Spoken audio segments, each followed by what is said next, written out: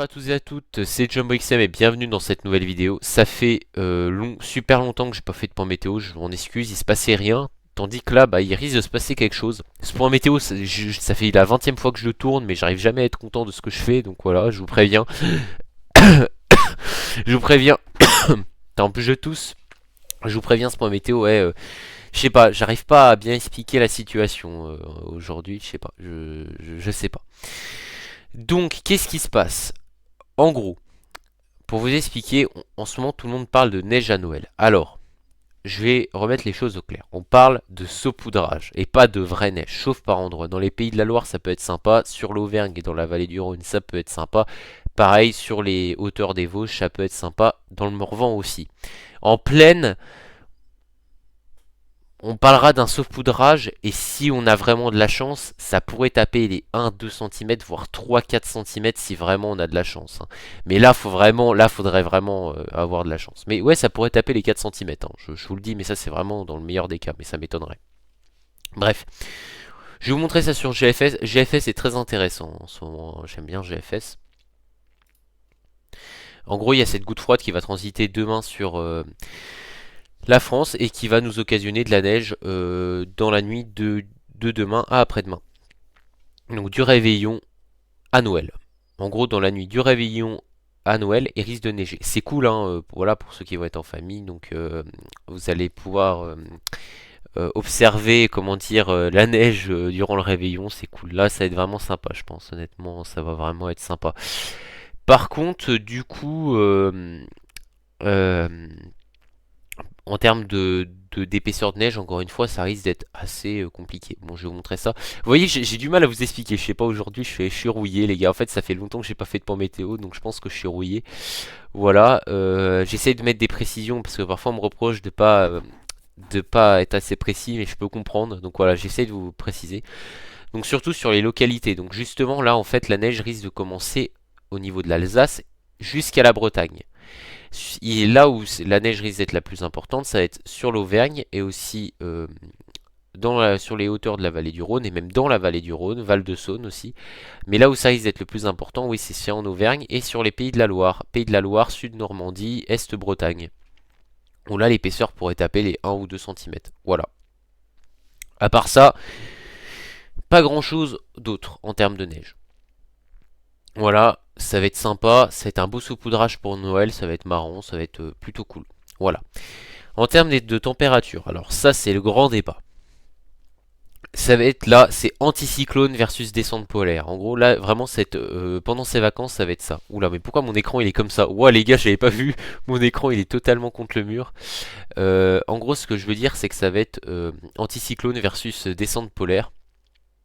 Pourquoi? Parce que d'un côté, il y a CEP. CEP pendant les vacances, bon voilà, il voit en effet que la descente polaire qui est sur l'est et bah, n'est pas assez puissante pour venir pousser l'anticyclone. Et donc on passerait en marge de la descente polaire, on aurait quand même du froid très froid, même un froid costaud, intense, qui pourrait taper -7, -8 par endroit le 1er janvier. Et là, ça pourrait taper les -5, -6. Mais on passerait en marge. Et c'est pour ça qu'on n'aura pas de neige, évidemment.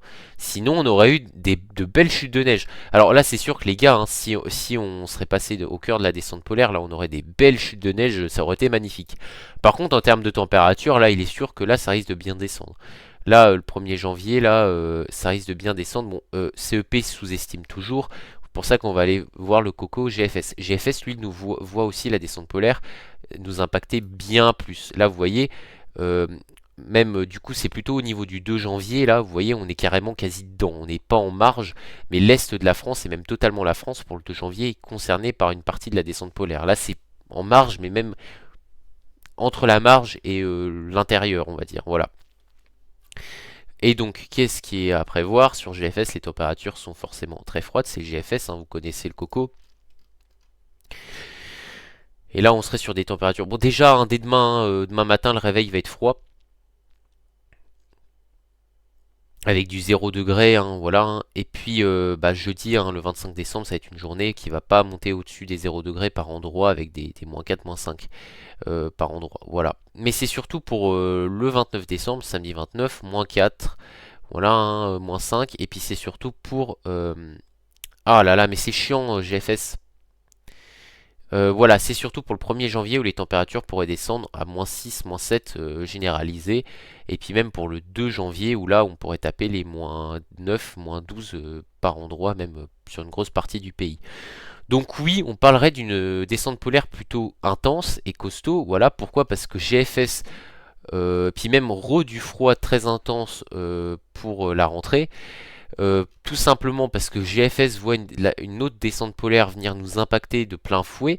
Cette descente polaire qui vient, je sais pas comment elle vient, mais là elle vient de Groenland, là hop, là, elle roule et elle redescend directement sur la France et sur l'Espagne. Et là oui, là si ce scénario se confirme, en effet, bon je vais vous montrer un petit peu les masses d'air, bah là c'est sûr que là l'air froid là hop qui est brassé sur nous, bah là c'est sûr que là les températures pourraient être vraiment froides, même pour le 1er janvier, hein. Donc oui, là honnêtement on pourrait avoir des températures vachement froides. Sur une bonne partie du pays, notamment sur l'est du pays surtout. Voilà. Donc en gros, officiellement on va dire demain, on va dire la période de froid va vraiment commencer à partir de demain. Dans la nuit de demain à après-demain, des chutes de neige sont à attendre de l'Alsace au Pays de la Loire en passant aussi un petit peu par l'Auvergne, par la région Auvergne-Rhône-Alpes. Notamment bah, l'Auvergne, le massif central, et puis aussi un petit peu les Alpes. Mais qu'est-ce qu'il y a à attendre? Pas plus de 1 à 2 cm en Auvergne, je veux dire en Auvergne, dans l'axe Alsace-Pays de la Loire. Par contre, au contraire, sur l'Auvergne et dans la vallée du Rhône, on pourrait taper les 2, 3, 4 cm, 5 cm, et puis en hauteur, forcément, oui, 7, 8 cm. Dans la vallée du Rhône, vraiment en vallée, ça serait plutôt du 2-3 cm. Je vais vous montrer un peu la hauteur de neige prévue par... Bon les gars, je viens de découvrir un truc sur GFS. Je viens de découvrir qu'il voit que... Oh là là, ah mais non mais oui, ok, d'accord. Ah d'accord, GFS, ok. Ouais. Ouais, en fait j'avais pas vu ça. J'avais pas vu ça, les gars. En gros, ce que voit bon pour vendredi, pour jeudi, vendredi, enfin pour je veux dire mercredi, jeudi, du 24 au 25. En effet, il y aura un peu de neige sur les Pays de la Loire et dans la vallée du Rhône, c'est là où ça va être le plus important. Mais en fait, ce que voit GFS, ce que je viens de découvrir, j'avais pas vu qu'ils voyaient ça. Je m'excuse, je découvre des choses. À chaque fois que je tourne un point météo, à chaque fois que je retourne mon point météo, bah je découvre des nouvelles choses. Pourtant, j'avais préparé, j'avais un peu regardé et tout, mais là, je sais pas, je comprends pas. En fait, c'est que, étant donné que la descente polaire est vue un petit peu plus à l'ouest, donc elle impacte donc plus la France, et ben forcément, euh, les précipitations nous concerneraient plus. Et du coup, là, ce qui ferait que on aurait d'énormes chutes de neige Oh putain, mais c'est quoi ça?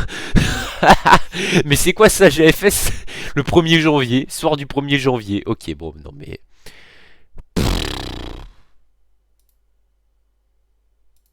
Je vous le jure, les gars. GFS, ils vont du rêve. Non mais regardez-moi ça, regardez-moi ça, regardez-moi ça. Regardez-moi ça, les gars. C'est quoi ça? Ça sort d'où? Ok, non, mais c'est pas impossible, hein, parce que les paramètres sont là. Mais voilà, ouais, bon, là, ça serait le rêve. Hein, là, ça serait le rêve. Là, honnêtement, ça serait le rêve. Surtout que la neige pourrait tenir vu qu'il fait froid. Voilà. Bon, bref, en conclusion, je vais vous dire quelque chose. Qu'est-ce que je pense de cet épisode de froid? Alors, à l'échelle sur 100 ans, c'est-à-dire bon, il y a 100 ans, c'est sûr que enfin même il y a 40 ans, cet épisode honnêtement ne serait pas exceptionnel. Or, avec le réchauffement climatique et ces dernières années, ça fait longtemps qu'on n'a pas eu une période de froid aussi intense, et aussi surtout longue. En effet, car on pourrait avoir des températures qui descendent très basses. Voilà. On est sur une échéance balèze, parce que les températures les plus basses devraient être atteintes à partir du 29 de samedi. On est quand même sur une échéance de 6 jours. Et surtout à partir du 1er janvier. On est sur une grande échéance. Comment ça va se tramer? Comment ça va bouger? En gros, ça va dépendre de la position de l'anticyclone. Qui est là. Et bon, alors on va aller un peu plus loin. Et de la descente polaire. C'est-à-dire que déjà, ça va dépendre de la goutte froide aussi. La goutte froide, le truc, c'est que elle pousse un peu, enfin, elle fait un peu de la merde avec l'anticyclone, faut dire. Mais c'est pas forcément ça le problème en fait. Ça va dépendre de l'intensité de cette descente polaire. Si la descente polaire va vraiment être assez creuse et assez puissante, on va dire, pour pousser, c'est pas trop le mot à utiliser, mais pour pousser l'anticyclone, là en effet, on pourrait avoir vraiment du froid. Or, le truc, ce qui peut se passer, c'est que l'anticyclone reprenne de la vigueur, et puis bah là, au contraire, on est peut-être de la douceur, tu vois, voilà. Mais ça, c'est à surveiller. Parce que sincèrement, honnêtement, on est à vraiment une épingle à cheveux, je dirais, d'avoir vraiment des températures très très basses et même des épisodes de neige très intéressants. Ce que je vais vous dire, c'est que là, honnêtement, ce qui se passe est très très intéressant, très très incertain, ça peut flop. On peut avoir totalement de la merde, mais ça peut à la fois vraiment s'avérer intéressant. Donc j'ai rien d'autre à rajouter, les gars. Donc je vous dis salut et à la prochaine.